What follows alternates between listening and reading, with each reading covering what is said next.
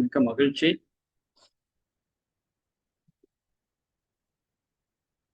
சரி, இன்னைக்கு நாம இறை தத்துவம் அதை மிக ஆழமாக சிந்தித்துக் கொண்டிருக்கிறோம். இறை தத்துவத்துல ஒன்று, இந்த இறை ஆற்றல் எவ்வாறு இருக்கிறது என்ற ஒரு புரிதலுக்குள்ள நம்ம வந்திருக்கிறோம். சரிங்களா? இதுல எல்லாருக்கும் ஒரு நல்ல தெளிவு ஏற்பட்டிருக்குன்னு நம்புறோம். இரண்டாவது, அந்த இறை ஆற்றல் என்னென்ன பெயர்களால் அழைக்கப்படுகிறது, ஏன் அது அப்படி அழைக்கப்படுகிறது என்பதற்கான விளக்கத்தை நாம பார்த்தோம். இல்லைங்களா? ஓகே. இப்போ அந்த இறை ஆற்றலை பற்றிய இன்னும் பல தெளிவுகளை நாம சிந்திக்க இருக்கிறோம். குறிப்பாக வெவ்வேறு பெயர்கள் எல்லாம் இறைவனுக்கு வழங்கப்படுகிறது. அதற்கான காரணம் என்ன? சில விஷயத்தை மட்டும் பேசிக்கா நம்ம பார்த்தோம். இன்னைக்கு நான் சொல்லக்கூடிய ஒரு விஷயம் உங்களுக்கு ரொம்ப ஒரு ஆச்சரியத்தை ஏற்படுத்தும். உங்களுக்கு இருக்கிற பல கேள்விகளுக்கு இன்றைய உரை விளக்கமாக அமையும். நிச்சயமா. சரி, இப்ப நான் அதை இந்த மொத்த பிரம்ம ஞானத்தையும் இன்னைக்கு வகுப்புல ஒரு 10 நிமிடத்துக்குள்ள உங்களுக்கு ஷார்ட்டா என்ன பண்ண போறோம், சொல்ல போறோம். இது ஒரு எப்படி சொல்றது, ஒரு கோடு போடுற மாதிரி. சரிங்களா? ஒரு இடத்துக்கு போறதுக்காக ஒரு கோடு போடுற மாதிரி. அதுக்கு பின்னாடி நம்ம ரோடு போட போறோம். ஃபர்ஸ்ட் அதுக்கான ஒரு ரூட் மேப் போடுவோம் இல்லையா? ஒரு பில்டிங் கட்டுறதுக்கு முன்னாடி ஒரு ப்ளூ பிரிண்ட் போடுவாங்க இல்லையா? அந்த மாதிரி இந்த பிரம்மஞானத்துக்கான ஒரு ப்ளூ பிரிண்ட்டை இன்னைக்கு நான் உங்களுக்கு கொடுக்க போறேன். இது தெரிஞ்சிருச்சு அப்படின்னா உங்களுக்கு பல்வேறு விஷயங்கள் தெளிவுக்கு வந்துடும் உங்க வாழ்க்கையில. குறிப்பா இறை வழிபாடை பற்றி, நம்ம வாழ்க்கை முறையை பற்றி இருக்கிற பல விஷயங்கள் நமக்கு தெளிவு வரும். அதுல முக்கியமானது, எல்லாம் வல்ல இறை ஆற்றல் எப்படி இருக்குது, எல்லையற்றதாக இருக்கிறது, பரவெளியாக இருக்கிறதுன்னு பார்த்துட்டோம். சுத்த வெளிதான் தெய்வம். சரிங்களா? பற்றாயிருப்பு, பேராற்றல், பேரறிவு, காலம் என்ற வளங் நான்கும் ஒன்றிணைந்த பெருவெளியே தெய்வமாம் என்று மகரிஷி அவங்க சொல்லுவாங்க.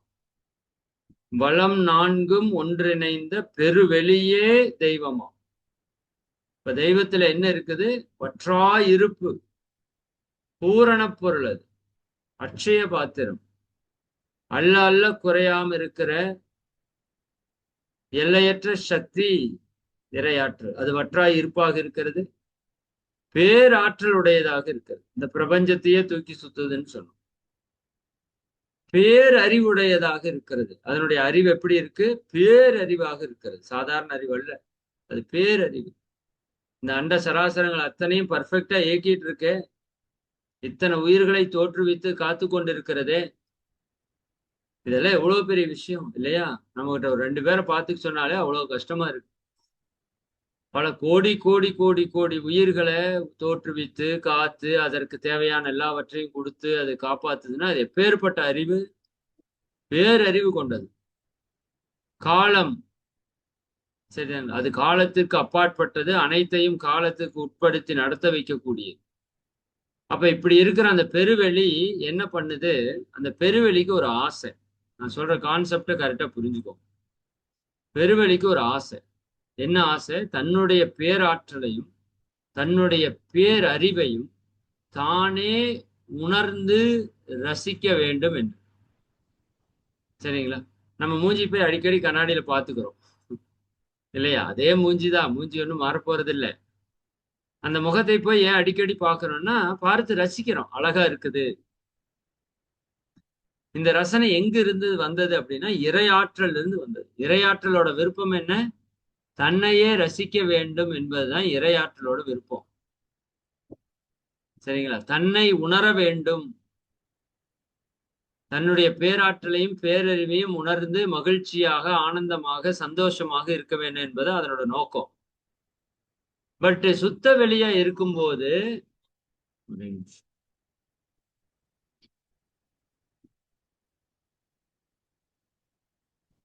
சுத்த வெளியாக இருக்கும்போது என்ன பண்ண முடியாது? இந்த மாதிரி இயற்கை காட்சிகளையோ பொருட்களையோ உணர்வது என்பது சாத்தியமில்லை. பாயிண்ட் கரெக்டா புடிச்சுக்கோங்க. ஏன்? இறைவன் எப்படி இருக்கிறான்? சுத்த வெளியே இருக்கிறான். அவனுக்கு பேரறிவு இருக்கு, பேராற்றல் இருக்கு, அதுல எல்லாம் மாற்று கருத்து இல்லை. பட் ஒன்றை உணர வேண்டும் என்றால் நமக்கு என்ன வேணும் தெரியுங்களா? மனம் வேண்டும். மனம் என்கின்ற காந்த அலை இருந்தால்தான் நீங்க எதையுமே உணர முடியும். கண்ணு காது மூக்குவாய் இருந்தா கூட பத்தாது. கண்ணு வழியா உங்க காந்தம் போனாதான் பார்க்க முடியும். காது வழியா நம்ம காந்தம் போனாதான் கேட்க முடியும். இப்படி பார்த்து கேட்டாலும் மூளை வழியா அந்த காந்தம் போய் அந்த மனமாக செயல்பட்டாதான் உணர முடியும். இப்ப கோமா ஸ்டேஜ்ல இருக்காரு, அவருக்கு உடலும் இருக்குது, உயிரும் இருக்குது, கண்ணு காது மூக்கு வாய் எல்லாமே நல்லா தான் இருக்குது. பட் அவர்கிட்ட ஒண்ணு சொன்னா புரிஞ்சுக்குவாரானா புரிய மாட்டாரு. பார்த்தா தெரியுமானா தெரியாது. ஏன்? அவருக்கு மனம் இயக்கத்தில் இல்லை. சரி, நாம தூங்கிடுறோம். தூங்குறப்ப மன இயக்கத்தில் இல்லை. அப்ப என்ன நடந்து நமக்கு தெரியாது. அப்ப எப்ப உணர்வு வரும்னா, மனம் எப்ப செயல்படுதோ அப்பதான் உணர்வு என்ற ஒன்று வரும். இப்ப இந்த இறைநிலையில சுத்த வெளியில மனம் என்று ஒன்று இல்லை. அது வெறும் ஸ்பேஸ், வெறும் எம்டி ஸ்பேஸ். அதுகிட்ட மனசுன்னு ஒண்ணு இல்லை. மனம் இருந்தா தானே உணர முடியும். அப்ப அது சுத்த வெளியே இருக்குது. அப்ப அது தன்னை உணரணும்னு நினைக்குது, தன் பேராற்றலையும் பேரறிவையும் உணரணும்னு நினைக்குது. ஆனா அதனால உணர முடியல. நாம் என்ன பண்றோம்? நாமனால ஒரு விஷயம் நினைச்சு அடைய முடியல அப்படின்னா, இப்ப நாம டாக்டருக்கு படிக்கலாம்னு நினைச்சிருப்போம், பட் அதை அடைய முடியல. அப்ப நம்ம என்ன பண்ணுவோம் அப்படின்னா, நம்ம குழந்தைகளாவது படிக்கணும் அப்படின்னு நினைக்கிறோமா இல்லைங்களா? அதேதான், வேற ஒண்ணும் இல்லை. பெரிய உதாரணம் எல்லாம் ஒண்ணும் தேவையில்லை.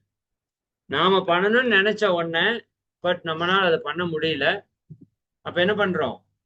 நம்ம குழந்தைகளாவது அதை பண்ணணும்னு நினைச்சு பண்ண வைக்கிறோம்ல. அதே விஷயத்தை இறையாற்றல் என்ன பண்ணுது? இறையாற்றலுக்கு விருப்பம் என்ன?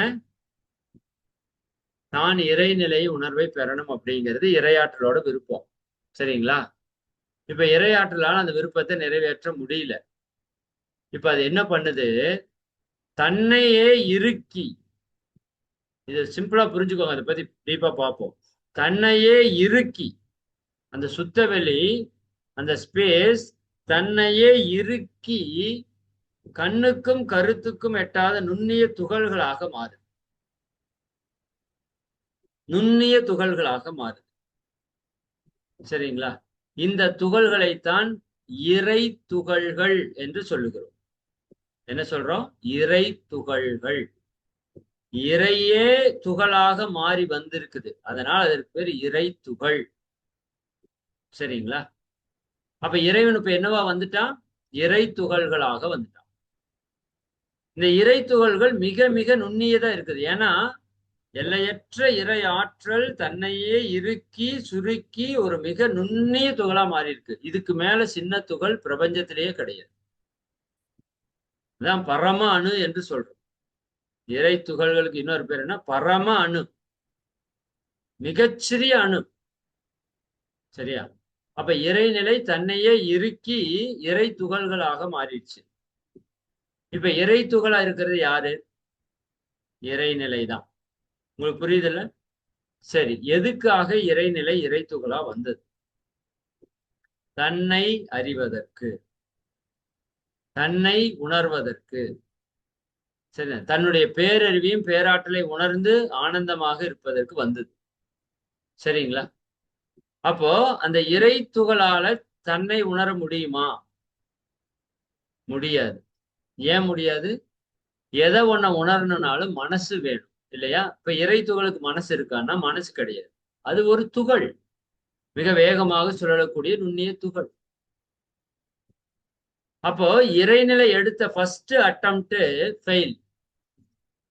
அது தன்னை உணர்றதுக்கு ஒரு முயற்சி பண்ணுச்சு, ஃபர்ஸ்ட் அட்டம்ப்ட் தன்னைத்தானே இறுக்கி இறை துகள்களாக மாறிச்சு. அதுல அது சக்சஸ் பண்ண முடியல, ஃபெயில் ஆயிடுச்சு. ஃபெயில் ஆனா அது நிறுத்திடுமா? நம்மள மாதிரி ஒரு பிசினஸ் பண்ணிட்டு சரியா விளையாட்டி நிறுத்திட்டு ஓடுற ஆளு அது. அது என்ன பண்ணுது? மறுபடியும் ட்ரை பண்ணுது. என்ன பண்ணுது? தன்னுடைய பேராற்றலை கொண்டு, பேரறிவை கொண்டு, இந்த இறை துகள்கள் ஆச்சுல அதுவே, அந்த இறை துகள்களை எல்லாம் சூழ்ந்து அழுத்தி ஒரு உருண்ட வடிவா ஃபார்ம் பண்ணுது. அதுக்கு பேர் தான் வின். வின்னு நம்ம சொல்றோம்ல, ஆகாஷ். இந்த ஆகாஷ் அப்படிங்கிறது என்னன்னா அந்த இறை துகளுடைய தொகுப்பு. நம்ம காயகல்பத்துல பார்த்திருப்போம், லட்டு என்பது பூந்தியுடைய தொகுப்பு, ரவா லட்டு என்பது ரவையினுடைய துகள்களுடைய தொகுப்பு. சரிங்களா? அது மாதிரி இந்த விண் என்பது, ஆகாஷ் என்பது, அணு என்பது இறை துகள்களுடைய தொகுப்பு. சரிங்களா? இப்ப இந்த விண்ணு அப்படின்னு நம்ம சொல்றோம்ல, யாருதான் விண்ணா வந்திருக்கிறா? நீங்க திரும்ப திரும்ப ஒரே கேள்வி தான் கேட்பேன், நீங்க சரியா பதில் சொல்லணும். யார் விண்ணா வந்திருக்கிறா? இறைநிலையே விண்ணாக வந்திருக்கிறது. சரிங்களா? அப்ப அது விண்ணுன்னு நம்ம ஒரு பேர் கொடுத்துருக்கிறோம். ஆனா ஆக்சுவலா அது யாருதான்? இறைநிலை தான் விண்ணாக வந்திருக்கிறது. தங்கம் மோதிரமாக இருக்கிறது, தங்கம் கம்மலாக இருக்கிறது, தங்கம் மூக்குத்தியாக இருக்கிறது, தங்கம் வளையலாக இருக்கிறது, தங்கம் செயினாக இருக்கிறது, தங்கம் ஒட்டியானமாக இருக்கிறது. பேஸ் என்ன? தங்கம். பட் இது என்னன்னு கேட்பீங்க? வளையல் என்றுதான் நீங்க சொல்றீங்க. சரிங்களா? அப்புறம் என்ன வளையல் கேட்டாதான் தங்க வளையல் என்று சொல்கிறீங்க. சரியா?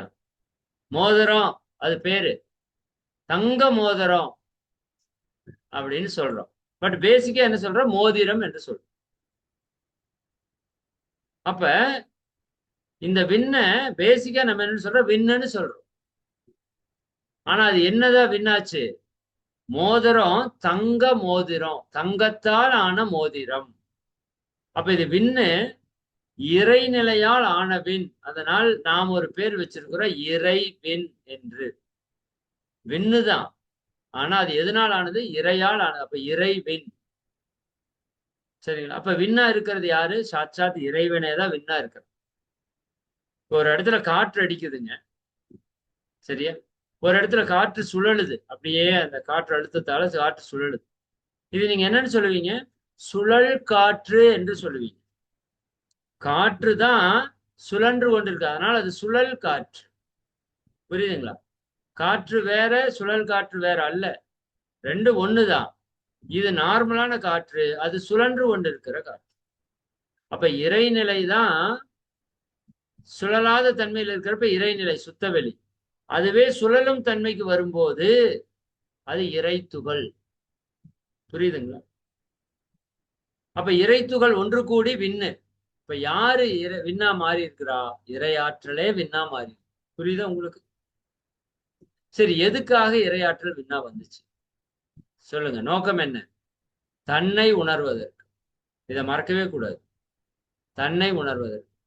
சரி, விண்ணால தன்னை உணர முடியுமா? முடியாது. ஏன் முடியாது? அதுக்கு மனசு இல்லை. விண்ணுக்கு மனசு இருக்கா? கிடையாது. சரிங்களா? சரி, விட்டுருவானா? இயற்கை விட்டுருமா? விடாது. அப்ப என்ன பண்ணுது? அதனுடைய ஆற்றலை கொண்டு, தன்னிருக்க சூழ்ந்தழுத்தும் ஆற்றல்னு ஒரு ஆற்றல் வச்சிருக்குல்ல, அந்த இறை ஆற்றலுடைய ஆற்றலை கொண்டு அப்படியே இறை துகளை சேர்த்தி அமுத்துற மாதிரி இப்ப ரெண்டு விண்ண சேர்த்தி அமுத்துது. அப்படி ரெண்டு விண்ண சேர்த்தி அமுத்தும் போது ரெண்டு விண்ண ஒன்றை ஒன்று சுற்றிட்டு வரும்போது அந்த நிலைக்கு பேரு காற்று. ஹைட்ரஜன் காற்றுன்னு சொல்றீங்களா? அப்படின்னா என்ன? ரெண்டு விண் சேர்ந்த ஒரு கூட்டுக்கு பேரு காற்றுன்னு பேரு. சரிங்களா? அப்ப எதுதான் காற்றா இருக்குது? இறைநிலையே காற்றாக இருக்கிறது. அப்ப காற்றினுடைய நோக்கம் என்ன? காற்றாக இருக்கிற இறைவனுடைய நோக்கம் என்ன? தன்னை உணர்வது. புரியுதுங்களா? இப்ப காற்றாக இருக்கிற இறைவனால தன்னை உணர முடியுமா? முடியாது. ஏன் முடியாது? காற்றிடம் மனசு என்ற உணர்கருவி இல்லை. சரி, இறைவன் விட்டுருவானா? அப்புறம் என்ன பண்றான்?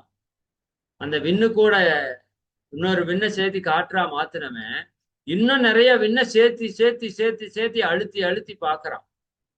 அப்படி பார்க்கும்போது 24 விண்கள் சேர்ந்த போது அது நெருப்புத்தன்மையாக மாறிவிட்டது. காற்று இப்ப என்னவாயிருச்சு? அழுத்த காற்றாக மாறிவிட்டது. அழுத்தம் திணிவு பெற்ற காற்று வெப்பத்தன்மை கொண்டதா மாறிடுச்சு.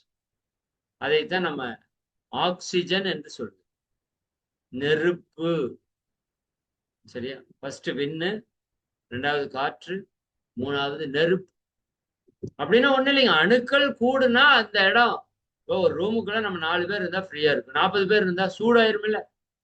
அந்த மாதிரி அணுக்கள் அந்த இடத்துல கூடும் போது அது வெப்பத்தன்மையா மாறுது. அதைத்தான் நெருப்பு என்று சொல்லுவோம். இப்ப இந்த நெருப்பா வந்தது யாரு? இறையாற்றலே தான் நெருப்பா வந்திருக்கு.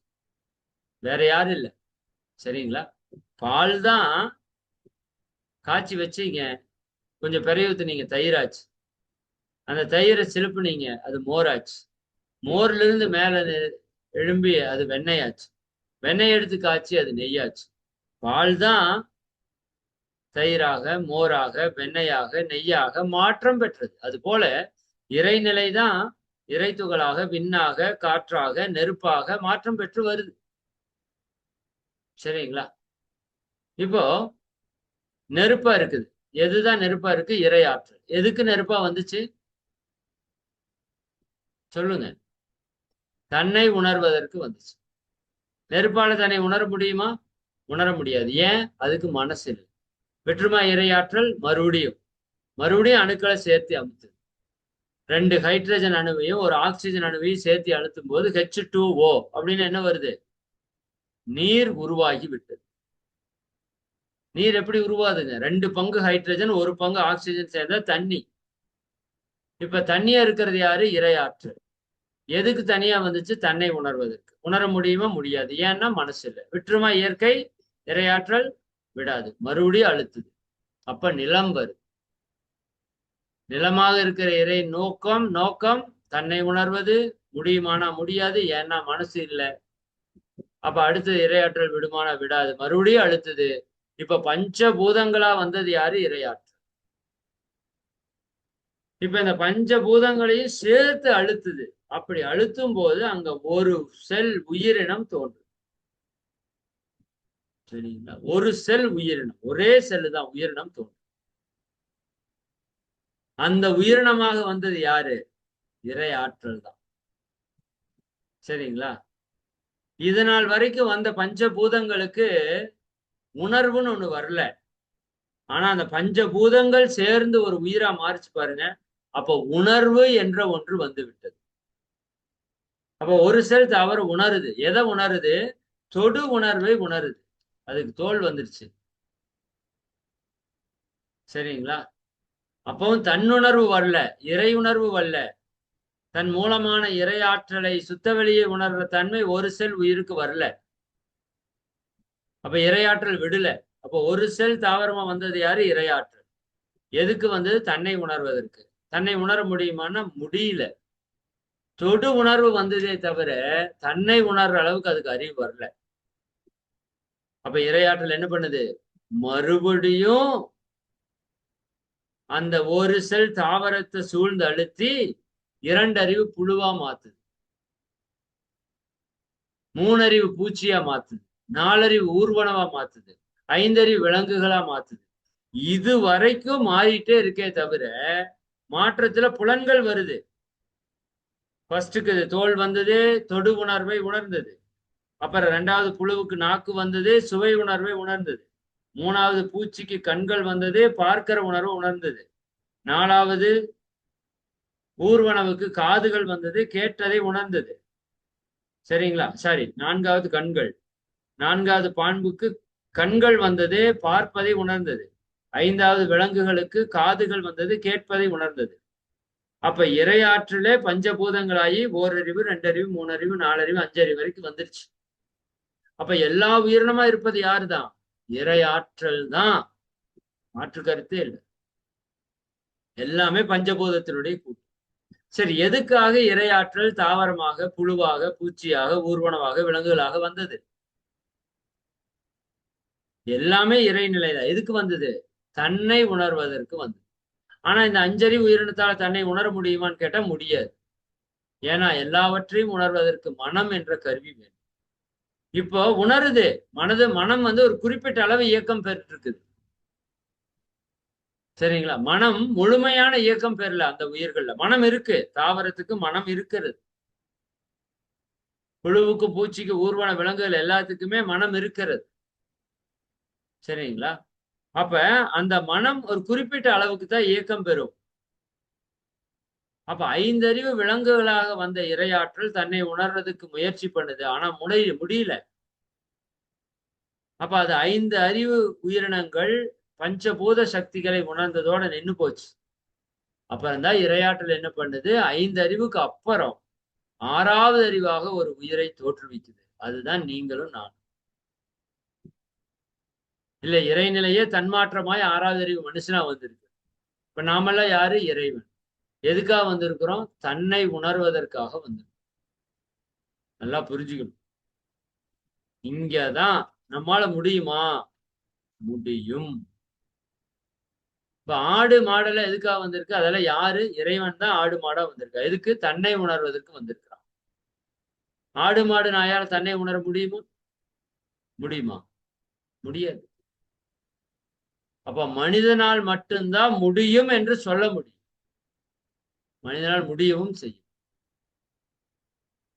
அப்ப மனிதன் நாமெல்லாம் யாரு? இறைவன். எதுக்காக வந்திருக்கிறோம்? தன்னை உணர்வதற்காக, இறைவனை உணர்வதற்காக. சரிங்களா? நம்மளால முடியுமா? முடியும். ஏன்னா நம்ம கிட்ட மனசு இருக்கு. அதனாலதான் இந்த முருகனுக்கு ஏன் இவ்வளவு பெருமை? காந்தத்துக்கு ஏன் இவ்வளவு பெருமைனா, காந்தம் இருந்தாதான் நீங்க உணரவே முடியும். இல்லாட்டி என்னதான் வச்சு என்ன பண்றது? உலகம் முழுக்க எல்லா பொருளும் இருக்கு. பட் கண்ணு தெரியலன்னா நீங்க பார்த்து சந்தோஷமா இருக்க முடியும். காது கேட்கலைன்னா கேட்டு சந்தோஷமா இருக்க முடியும். அது போல மனம் என்ற ஒரு தன்மை இல்லைன்னா தன்னுணர்வு பெற முடியாது. அப்ப மனிதன் ஏன் இந்த பிறவி மிகச்சிறந்த பிறவினா நம்மனால மட்டும்தான் நம்மை உணர முடியும், இறைவனை உணர முடியும். அதனாலதான் இந்த பிறப்பு அறுதியான பிறப்பு.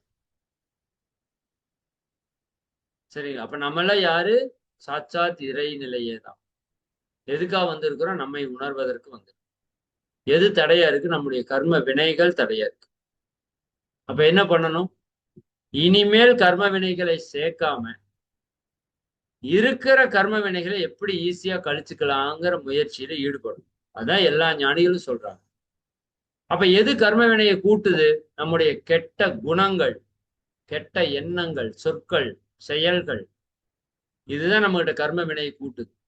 அப்ப கெட்ட குணங்களை நம்ம மாற்றி நற்குணங்களாக மாற்றி அமைக்கணும். சரிங்களா? அதனாலதான் இரண்டொழுக்க பண்பாடுல என்ன சொல்றாரு? நான் எனது வாழ்நாளில் யாருடைய உடலிற்கும் மனதிற்கும் துன்பம் தரமாட்டேன். துன்பப்படும் உயிர்களுக்கு என்னால் முடிந்த உதவிகளை செய்வேன்.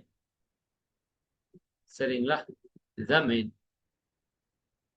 அப்போ இதை நம்ம ஃபாலோ பண்ணும்போது இனிமேல் பாவம் செய்யறது இல்லை. இனி இப்ப இருக்கிற பாவத்தை கழிக்கிறதுக்கான முயற்சி, இந்த பயிற்சி, சேவை, தியானம், தற்சோதனை எல்லாம் நம்ம நல்லா பண்ணிட்டே வர வர வர வர நம்ம கர்மா கழிஞ்சிட்டே இருக்கும். ஒரு நாள் நீங்கள் நானும் இறைவனாக நம்மையே உணர முடியும். இறைவன் எங்கேயோ இல்லை, நம்மளுக்குள்ளதான் இருக்கு. இந்த செயல் நம்ம தீவிரப்படுத்த படுத்த நம்ம தன்னுணர்வு நிலைக்கு போயிடும். சரிங்களா? இதுதான் மொத்த இறையாற்றலோட ஒரு வரலாறு. இதைத்தான் நம்ம டீப்பா பார்க்க போறோம். இப்ப உங்களுக்கு ஒரு ரோடு மட்டும் போட்டேன். இறையாற்றல் என்ன பண்ணுச்சு? தன்னை உணர்வதற்கு முயற்சி பண்ணுச்சு. அந்த முயற்சி யாருட்டு தான் முற்று பெற்றுச்சு? மனுஷங்கிட்ட தான் அது ஃபுல் ஸ்டாப் ஆச்சு. அது வரைக்கும் comma comma comma comma comma comma comma கமான்னு தான் வந்துட்டே இருந்துச்சு. மனுஷங்கிட்ட ஃபுல் ஸ்டாப் வச்சிருச்சு. அதனால இனி 6 அறிவுக்கு மேல எந்த அறிவும் தோன்றாது. எத்தனை யுகங்கள் ஆனாலும் சரி. 7ஆம் அறிவுன்னு ஒண்ணு தோன்றாது. 8ஆம் அறிவுன்னு ஒண்ணு தோன்றாது. ஏன்னா அதுக்கு தேவை அவசியம் இல்லை. இந்த உலகத்துல மிகப்பெரிய விஷயம் இறை உணர்வு தான். அது 6வது அறிவுலயே முடிஞ்சு போச்சு. அதுக்கு மேல உணர்றதுக்கு ஒண்ணும் இல்லை. ஓரறிவு தாவரம் விண்ணிலிருந்து வர அழுத்தத்தை உணர்ந்துச்சு. 2 அறிவு புழு நீர்ல இருந்து வர சுவையை உணர்ந்துச்சு. 3 அறிவு பூச்சி வெளிச்சத்திலிருந்து வரக்கூடிய அந்த அலைகளை உணர்ந்துச்சு, நெருப்புல இருந்து வர்ற வெளிச்சத்தை உணர்ந்துச்சு. சரி, மெய் வாய் மூக்கு, 3 அறிவு பூச்சி மண்ணிலிருந்து வர்ற வாசனை உணருது. சரியா? 4 அறிவு ஊர்வன பாம்பு வெளிச்ச சூரியன்ல இருந்து நெருப்புல இருந்து வரக்கூடிய வெளிச்சத்தை உணருது.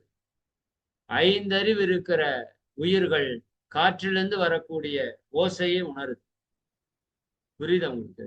பஞ்ச பூதங்களை உணர்றதுக்கு நமக்கு 5 புலன்கள் இருக்கு. அப்ப 6வது புலனான மனம் எதுக்கு? இந்த பஞ்சபூதங்களுக்கும் மூலமாக இருக்கிற இறைவனை உணர்வதற்கு நமக்கு 6வது அறிவு கொடுக்கப்பட்டிருக்கு. புரியுதா உங்களுக்கு? இந்த 6வது அறிவை கொண்டு நம்ம இறைவனை உணரணும். அப்பதான் இதுக்கு திருப்தி கிடைக்கும், நிறைவு கிடைக்கும், அமைதி கிடைக்கும், ஆனந்தம் கிடைக்கும், நிம்மதி கிடைக்கும். புரியுதா உங்களுக்கு?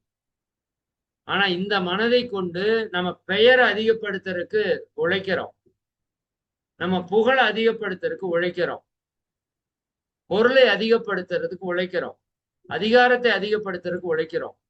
இப்படி பொருள், புகழ், அதிகாரம், புலனின்பத்துல பெருகிட்டா சந்தோஷமா வாழலாம்னு நினைக்கிறோம்.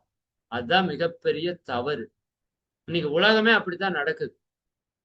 பொருளிலே, புகழிலே, அதிகாரத்திலே, புலனின்பத்திலே நம்ம உயர்ந்துட்டா நம்ம சந்தோஷமா வாழலாம்னு நினைக்குது. இது சாத்தியமே இல்லை. அதனாலதான் இந்தியாவுக்கு ஏன் இவ்வளவு பெருமைனா, இங்க நம்ம பொருளை சேர்த்து பெரிய ஆள்னு சொல்லல, சேர்த்தவங்களை, பொருளை விட்டவங்களை பெரிய ஆள்னு சொல்ல.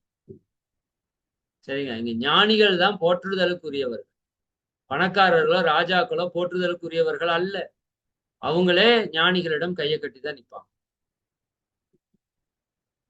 ஏன்னா நாம வந்தது நம்மை உணர்வதற்கு. அதான் சொன்னாங்களாமா, ஒரு ராஜா இருந்தாராமா. மக்கள் எல்லாம் அந்த ராஜாட்ட போறதை விட அந்த அவரோட ராஜகுருவா இருப்பார்ல, அவர்கிட்ட போனாராம். போய் அவர்கிட்டயே எல்லாம் கேட்கறாங்க. இந்த ராஜாவுக்கு ஒரே அசிங்கமா இருக்குது. என்னடா எங்கிட்ட ஒரு மக்களும் குறை சொல்ல மாட்டேங்கிறாங்க, பிரச்சனை சொல்ல மாட்டேங்கிறாங்க, எல்லாமே ராஜகுரு கிட்டயே போய் ஆசீர்வாதம் வாங்கிட்டு அவர்கிட்ட தான் பேசுறாங்க, கேட்கறாங்க. இப்ப நான் எதுக்கு அப்படின்னு கேட்க. அப்ப அந்த குரு கிட்டயே கேட்கிறாரு, ஏன் சாமி, எல்லாரும் நான் ராஜா, என்கிட்ட எதுவுமே சொல்றது இல்லை, கேட்கறது இல்லை, பட் உங்ககிட்ட வந்து கேட்டு சொல்லிட்டு போறாங்களே என்ன? ஏன் உங்களுக்கு இவ்வளவு, எப்படி உங்களுக்கு இவ்வளவு பெருமை, சிறப்பு, என்ன சொல்றீங்க நீங்கன்னு கேட்டா, அவரு என்ன டிஃபரன்ஸ் உங்களுக்கு எனக்கு அப்படின்னா, நீ மண்ணை வென்றவன், நான் என்னை வென்றவன். அதான் முக்கியம். நீ மண்ணை வெல்வது இங்க முக்கியம் அல்ல, நீ உன்னை வெல்ல, உன்னை அறியணும். அதுதான் இருக்கிறதே உயர்ந்த நிலை. அப்பதான் நமக்கு நிம்மதி, திருப்தி, நிறைவு, ஆனந்தம் எல்லாம் வரும். சரிங்களா? சரி, அதுக்கு அடுத்த வகுப்புல நம்ம என்ன பண்ணணும் அப்படிங்கிறத, இறையாற்றல் எப்படி அடுத்தடுத்த ஸ்டெப்பா வந்ததுங்கிறத அடுத்த வகுப்புல இருந்து நம்ம டீப்பா பார்ப்போம். இப்ப உங்களுக்கு இதையவே அப்படியே ஒரு தவமா மாற்றி உங்களுக்கு கொடுத்துருக்குறாங்க மகரிஷி. ஆக்சுவலா நமக்கு இப்போ ஒரு தவம் கொடுத்துருக்கணும். இன்னைக்கே தேதி 14 ஆயிடுச்சு. நான் இந்த தத்துவத்தை முடிச்சுட்டு தவத்தை கொடுக்கலான்னு பிளான் பண்ணேன். பட் இந்த தத்துவம் முடிக்கிறதுக்கு இன்னும் 5-6 வகுப்புக்கு மேல ஆயிரும்.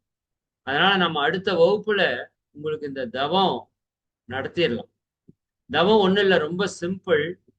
நான் அடுத்த வகுப்புல இந்த தவத்துக்கு விளக்கம் கொடுத்துட்டு நடத்திடுறேன். அதுக்கப்புறம் அடுத்தடுத்த வகுப்புல இன்னும் டீப்பா உங்களுக்கான புரிதல் கிடைக்கும். சரிங்களா? நம்ம அடுத்த வகுப்பு இறைநிலை தவத்துக்கு விளக்கம் கொடுத்து நடத்திடுறோம். சரிங்களா? அதுக்கப்புறம் அதை தொடர்ந்து 1 மாசத்துக்கு பண்றோம். மகரிஷி அவங்க நமக்கு கடைசியா கொடுத்த தவம் இறைநிலை தவம். அதுக்கு மேல எந்த தவம் வேண்டான்ட்டு. அதை பத்தி தான் திரும்ப திரும்ப திரும்ப திரும்ப சொல்லிட்டே இந்த இறைநிலை தவம் எல்லாரும் நல்லா பண்ணுங்க, அதுலதான் எல்லா ரகசியம் இருக்குது அப்படின்னு சொல்லிட்டே இருந்தாங்க. அந்த தவம் பண்றப்ப உங்களுக்கே புரியும். சரி, அடுத்த வகுப்புல நம்ம அந்த தவத்தை எடுத்துக்கலாம். சரிங்களா? ஓகே, மிக்க மகிழ்ச்சி. அனைவருக்கும் நன்றி. உங்களை எல்லாம் வாழ்த்து நிறைவு செய்வோம். அருட்பேராற்றல் கருணையினால் நீங்களும் உங்கள் அன்பு குடும்ப உறுப்பினர்கள் அனைவரும் உடல் நலம், நீலாயுள், நிறை செல்வம், உயர்ப்புகள், விஞ்ஞானம் ஓங்கி 16 செல்வம் நிறைவாக பெற்று வாழ்க வளமுடன், வாழ்க வளமுடன், வாழ்க வளமுடன், வாழ்க வளமுடன். மிக்க மகிழ்ச்சி. அன்பர்களுக்கு ஒரு முக்கிய அறிவிப்பு. வருகின்ற 29